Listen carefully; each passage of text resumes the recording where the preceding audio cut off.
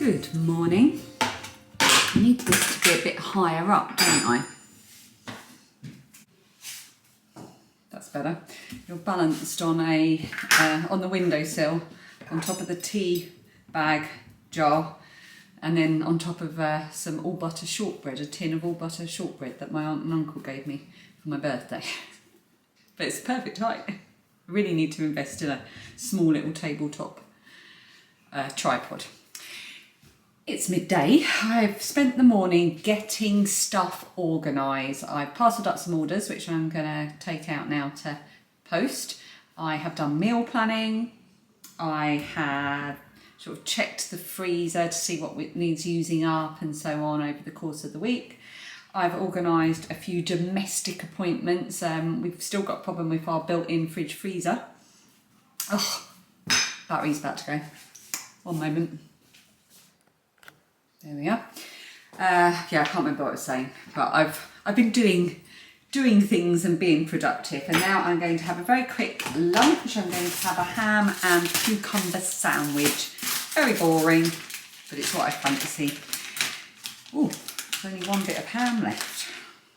I think Dan might have had similar ideas. He was in the office, but he has returned. So he's now upstairs working. I'm going to have this, and then I'm going to pop out to do some shopping, run some errands and so on. I'm going to do my walk towards my 1,000 miles in a year total, and do my walk a bit later this afternoon. Anyway, I'm just thinking out loud and listing things that I have been doing, which is not very interesting at all. So I'm going to have my sandwich and crack on.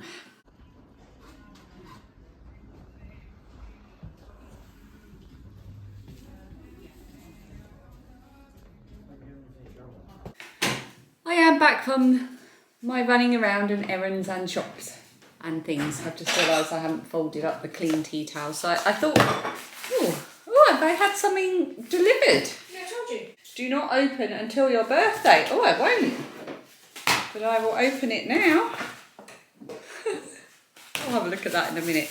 I know this one because of how they've spelt my surname. That is definitely from my friend Suzanne. Right, what did I buy when I was out and about? You can just see Lilia in the background there. She's still in her pyjamas at 2:30 in the afternoon. Well, I've actually been quite productive today. You have, yes? Yeah. We've got to sort out your student finance and accommodation, haven't we? Yeah. Yeah. I bought in Boots some new eye gel. They didn't have the stuff I normally use, and obviously I've got my new stuff that I got from Dan for my birthday, but I like to alternate. So I got some of the Boots' own vitamin C eye cream, and I got some more of my collagen serum that they do as well. So I am up to date. I stopped and made some purchases for the production of chicken. I'm not quite sure why I'm making so many soft fat chickens. It's because I've got the yarn, and it's the perfect yarn and the perfect project. So I'm just going to use up the yarn and make chickens. However, I'm going to need more stuffing. So I got some stuffing at Hobbycraft. I was going to try and get some really chunky red for the combs, because at the moment I'm quadrupling some worsted weight cotton. Is that shut? Yeah. Which is a bit of a pain, but I didn't like the one. I'd rather use a red burnout blanket yarn or just something else, so I'm going to stick with something else. And then I went to the pound shop because I wanted to get some cheap and cheerful pop socks as well, because when I stuff the chickens, I stuff it into a pop sock. I couldn't get it in the pound shop, but I picked up a pack of 5 for £4 in Sainsbury's. I could probably get them cheaper in Primark, but I would have had to get back in the car and drive to Primark. So I think ultimately this will make 10 chickens. Not that I'm going to make 10 chickens, but if I wanted to, I'd have the pop socks to do it. I hope they're long enough, actually. I've just noticed they say ankle high. If not, I'll give them to Granny. She wears these. Oh no, that's perfect. That's perfect chicken size. But what I did get in the pound shop was some socks. I got some trainer socks for £1, 3 for £1. I thought, well, they might be good. And I also got some sports socks for £1 as well.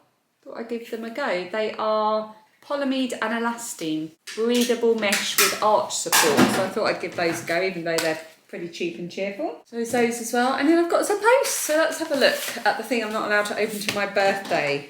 It's from Susan, all the way over in the United States. What on earth?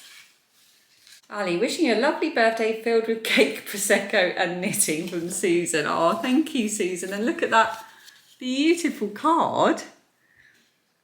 Now what is this? I think it pops up somehow. I don't want to break it. Oh. We created this bouquet to bring colour into your home. Tread lightly on the earth and always be in bloom. Its carbon footprint is 300 times smaller than that of an imported bouquet. No pesticides, refrigerated aircraft, spoilage or landfills. We are currently planting mangrove trees in Madagascar that sequester carbon, help protect against sea level rise and create fresh air. We have planted over 1 million trees. Enjoy the bouquet, from Peter Hewitt, founder of freshcutpaper.com.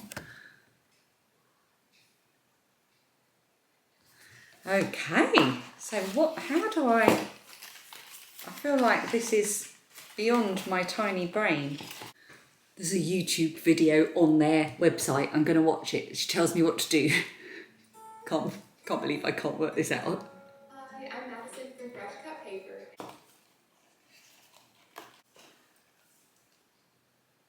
I've got my first butterfly. Right, let's do some more butterflies. Let's have a blue one. This is so fun. What a good idea.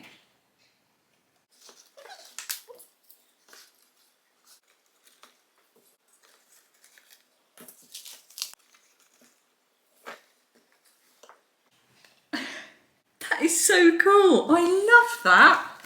Thank you, Susan. If I put it here, it kind of might, oh look, it hides some of the mess. There we go. That's beautiful. I'm going to put that on my mantelpiece. And then I've got something from my friend Suzanne. So Suzanne is a fellow mother of chickens. She has chickens in her back garden. She has more than me. So of course it's a chickeny card. Oh, more 3D, more 3D. Oh, look. Oh, that is... Happy birthday, it says bok bok. I can put that with, that the chickens can be frolicking in front of my bouquet. Got a whole scene going on here. It's like, did you used to get those paper scenes? Oh, I've just had a sudden memory of, like, we used to get these paper scenes with paper dolls and different rooms and stuff, and you could make the scenes. You used to bend the bottom so they'd stand up. God, that was a long time ago when I was very small. And fuzzy felt. I loved fuzzy felt. Little trip down memory lane. What have we got here? Oh, it's one of her stitch markers. Oh, look. Oh, it's so lovely. I'm going to add this to my stitch markers I got from Dan, my yarn that I got from my friend Kay, and I'm going to have a whole Alice in Wonderland themed project, and that's going to be part of it, like the caterpillar sitting on his toadstool. Quotes. blackbirdsang.com is the name of the place, if anyone's interested. They look gorgeous. They look like right up my strata. Oh, there is pleasure in the pathless woods. Even the tissue paper has a quote on it. There is pleasure in the pathless woods. There is rapture in the lonely shore. There is society where none intrudes, by the deep sea and music in its roar. I love not man the less, but nature more. Lord Byron. Oh, that is beautiful. Oh my goodness. I was like, why can't I read it? Because I'm holding it upside down and back to front at the same time. If you have a garden and a library, you have everything you need. I hold it there, oh there, if I hold it there, I have to hold it in front of myself in order for you to read it, I think. Oh, that is just absolutely beautiful. Oh, that's not it, there's something else here as well. The Keeper of Songs by Fiona Mountain. Well, that's a great name. A missing singer, a doomed love story, a family split by secrets and lies. 1967, enigmatic young folk singer Molly Marrison disappears on the cusp of fame. 2002, Sylvia is working as a housemaid at Chatsworth when her father suddenly dies, leaving her with one instruction: find Molly. The only clue is a haunting song centuries old that Molly recorded before she vanished. Silver needs song collector Robbie Nightingale's help. Robbie and Silver were teenage sweethearts, but they've not spoken for decades. A modern-day Downton Abbey set at Chatsworth House, England's most famous stately home. Now that sounds good. How many pages is it without that? 460, so it's a good old big story. Oh, I am going to look forward to reading this. Thank you, Suzanne. Oh, lovely. Little update. I just went onto the website to see if these are suitable for outdoors, and they are. It says they are perfect for all year round use in the garden, hanging from trees, fixed to a wall or fence. Don't know if I want to put it in the garden. It's too beautiful. So that is good to know that I can put it anywhere.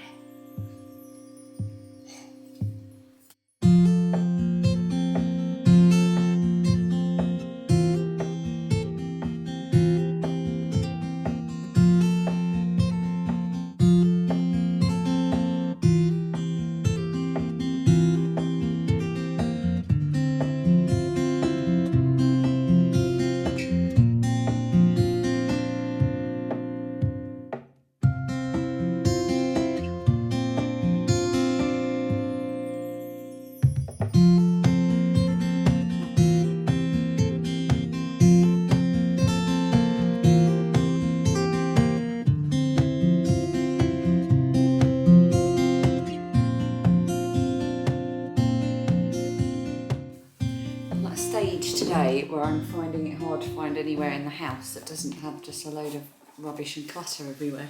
It just feels cluttered. Anyway, I'm going for my walk. I've done loads of productive stuff today. I've tried to catch up on my emails a bit. I know some people have been waiting a long time for me to get back to them. I'm really sorry about that. But I have caught up on some emails today, so I'm really pleased. It's just that I find it hard to stay on top of messages because I spend so much time editing at the moment, but once April vlogs are done I can go back to normal. But thank you so much, and thank you for being patient with me. Putting my trainers on so that I'm going to try and do a 6. What was that? Just dropped my bookmark. Oh, she dropped her bookmark and it's made of metal. I'm going to try and do a 6 mile walk if I can. If I'm honest, my heart's not really in it, but I'm going to try. I'm nearly finished with my audiobook with the Jane Seymour, the 3rd book in the 6 Tudor Queens series. So I'm likely to finish that halfway through my walk. But it's alright, I know what I'm listening to next. And Dan's on standby to come and rescue me if I run out of energy. But I didn't walk yesterday, so I feel like I want a good long stretchy leg walk today. I am now standing up, and I'm also going to say goodbye because I feel like I rambled quite a bit earlier, and now I'm just going to go for my walk and come home and cook dinner and collapse, which isn't very interesting. So I will see you again tomorrow for Tuesday.